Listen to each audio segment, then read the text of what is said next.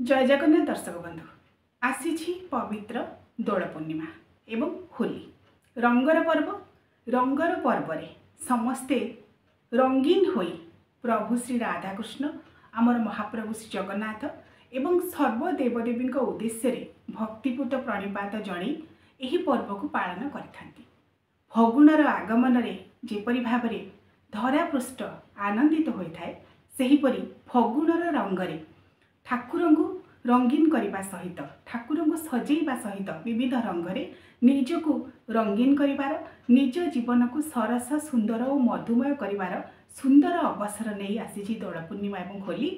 यही अवसर में प्रथमे आम धनमन तरफ आपण मानक अनेक अनेक अभिनंदन एवं शुभेच्छा और अभिनंदन। होली अवसर में होली एक आनंदर दिन। आज आम धनमन दुई जन होली रे मुस्कुल हो गलु आसी राधाकृष्ण आम घर को आज तांको सहित आम होली खेलु। तांको सहित खेलला परे एभली आनंदर अनुभव कलु जहाँकि संसार रे ताहार मूल्य माने जदि चिंता करा जाए ताहा कहि भी हबो नहीं।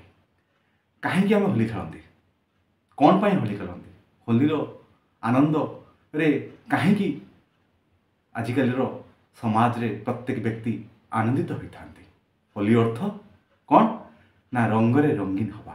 कहा सहित रंगरे रंगीन हवा प्रथमे परमात्मा परमेश्वर सहित होली खेलला परे ही परिवार सहित समस्त व्यक्ति सहित होली आनंद रे मनीष होली खेले। जो जेपरी संग सेपरी रंग जो मनीष माने जेपरी संग करता जीवन सेपरी रंगमय होता है। तेणु संगर ही रंगर सृष्टि से रंग कौन ना जीवनर आनंदर रंग जार आनंद नाही ताहा पाखरे ही होलीर कौन आवश्यकता नाही कारण तांको जीवन ही रंगहीन जीवन। तेणु परमात्मा परमेश्वर सहित होलीर आनंद नहीं तांको सहित संग करी निजर रंगरे रंगीन ही निजर जीवन को ही रंगमय करंतु। सेहितिपाई फगु दशमी ठारू दोल पूर्णिमा एवं ता पर दिन होली प्रथमे जो कथा आपण शुणुले प्रथमे परमात्मा परमेश्वर एवं तांकर जे सब सगुण देवदेवी रहिले विशेष भाव में प्रभु श्री राधाकृष्ण पूर्णावतार प्रभु श्रीकृष्ण द्वापर जुगरे से आविर्भाव होते एवं यही फगु दशमी ठारू दोल पूर्णिमा पर्यंत एवं होली पर्यंत ब्रज वृंदावनर गोपी एवं गोपांगना सहित एवं माँ राधाराणी सहित रंग खेल मस्कुल रोते जहाँ देखी समग्र पृथ्वी आनंदित होता समग्र सृष्टि आनंदित होता एवं से स्मृतिर आधार रे आमे एबे रंग पर्व को पालन करुछे। बसंत रास ये होची प्रभुंकर बसंत उत्सव जेपरि भाव में आमे जानिछे शरत पूर्णिमा से अवसर में प्रभुंकर शरत रास हुए वर्षा ऋतु रे प्रागृत रास हुए वर्तमान प्रभुंकर श्री राधाकृष्णकर चलिबो बसंत रास फगु दशमी ठारू दोल पूर्णिमा एवं सरीब होली रे। तेबे जहाँ शुणुथिले जे परमात्मा परमेश्वर को प्रथमे रंग अबीर बोलिबा परे तापरे निज निज मध्य रंग बोली हेबार ये गोटे स्वतंत्र परंपरा स्वतंत्र विधि। आम घर को फाल्गुन शुक्ल एकादशी पापनाशिनी एकादशी दिन प्रभु श्री राधाकृष्ण चाचेरी भोग खाइबा को आसी थांती एवं प्रभुंकर जो चाचेरी भोग चाचेरी बुला चाचेरी परिक्रमा अर्थात घर घर बुली भक्त पाखक भगवान आसती समय भोग ग्रहण करने एवं भक्तर हाथरू रंग नहीं रंग बोलवाई। आज आम धनमन आम घर को जिते प्रभु श्री राधाकृष्ण आसुले प्रथमे तांकु आम भोग तांकु समर्पण करने रंग बोलू सी गोटे नैसर्गिक आनंद एवं तापर ही आमर रंग खेल फगु खेल आरंभ है।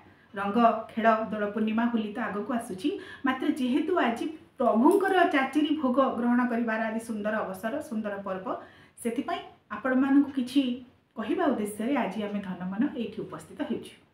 तेणु समस्त आमर शुभाकांक्षी मानक आमर धनमन तरफ होलीर अभिनंदन। तेणु आपण माने निजर जीवन को रंगमय करने को हेले परमात्मा परमेश्वर सहित संगरे ही रही आनंद नियंतु आनंद बांटी बांटी चलतु परमात्मा संगरे रुहंतु निज जीवन को रंगीन करंतु। रंग खेलिबार अर्थ होउछि ନିଜେ ରଙ୍ଗୀନ ହେବା ସହିତ ନିଜର ମନକୁ ରଙ୍ଗୀନ କରିବା। ମନକୁ ରଙ୍ଗୀନ କରିବା ଅର୍ଥ ପରମାତ୍ମାଙ୍କ ସହିତ ସଙ୍ଗ ହେବା, ମିଳିତ ହେବା। ଆମର ଆତ୍ମା ସଦାସର୍ବଦା ଖୋଜେ ପରମାତ୍ମାଙ୍କର ସଙ୍ଗ। ଜୀବ ସହିତ ବ୍ରହ୍ମଙ୍କର ମିଳନ, ଆତ୍ମା ସହିତ ପରମାତ୍ମାଙ୍କର ମିଳନ, ଭାବ ସହିତ ଭାବର ମିଳନ।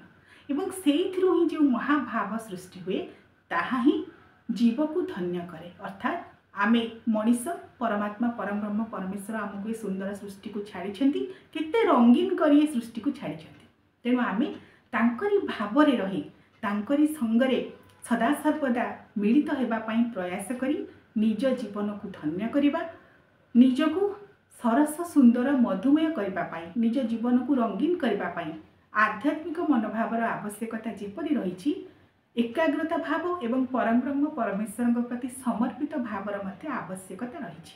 ତେବେ ନିଜକୁ ସର୍ବପ୍ରଥମେ ଦିବ୍ୟତ୍ୱ ଦେବତ୍ୱ ଚେତନାରେ ଯଦି ଆପଣମାନେ ନିମଜ୍ଜିତ କରିବେ, ତାହେଲେ ହିଁ ସେଇ ଭାବ, ସେଇ ମହାଭାବ ଆପଣଙ୍କ ହୃଦୟରେ ସ୍ୱତଃପ୍ରବୃତ୍ତ ଭାବରେ ପରିସ୍ଫୁଟ ହେବ।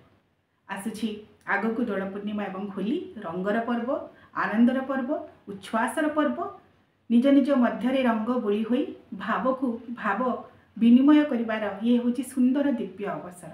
ଏବଂ ଏହି ଅବସରରେ ଆମ ଧନମନଙ୍କ ତରଫରୁ ଆମର ସମସ୍ତ ଶୁଭେଚ୍ଛୁ, ଯେଉଁମାନେ ବି ଆମକୁ ସଦାସର୍ବଦା ସାମାଜିକ ଗଣମାଧ୍ୟମ ମାନଙ୍କରେ ଆମକୁ ଦେଖୁଛନ୍ତି, ଫେସବୁକ୍, ୟୁଟ୍ୟୁବ୍, ଯେଉଁଠାରେ ବି ଆମକୁ ଦେଖୁଛନ୍ତି, ଏବଂ ବିଶେଷ ଭାବରେ ମୋର ସ୍ୱାଗତିକା ପାଣି ଅଫିସିଆଲ ୟୁଟ୍ୟୁବ୍ ଓଡ଼ିଆ ଚ୍ୟାନେଲରେ ଆପଣମାନେ ସଦାସର୍ବଦା ଆମର ଆଧ୍ୟାତ୍ମିକ ଭିଡ଼ିଓ ଗୁଡ଼ିକୁ ଦେଖି ଶ୍ରଦ୍ଧା ସମ୍ମାନ ଦେଉଛନ୍ତି। ଆପଣମାନେ ଏହିପରି ଭାବରେ ଯୋଡ଼ି ହୋଇ ରହିଥାନ୍ତୁ, ଆଧ୍ୟାତ୍ମିକ ଚିନ୍ତା ଚେତନାରେ ନିଜକୁ ନିମଜ୍ଜିତ କରନ୍ତୁ ଏବଂ ରଙ୍ଗର ପର୍ବ, ଆନନ୍ଦର ପର୍ବ ଦୋଳ ପୂର୍ଣ୍ଣିମା ଏବଂ ହୋଲି ଅବସରରେ ଆପଣମାନଙ୍କୁ ଅନେକ ଅନେକ ଅଭିନନ୍ଦନ ଏବଂ ଶୁଭେଚ୍ଛା।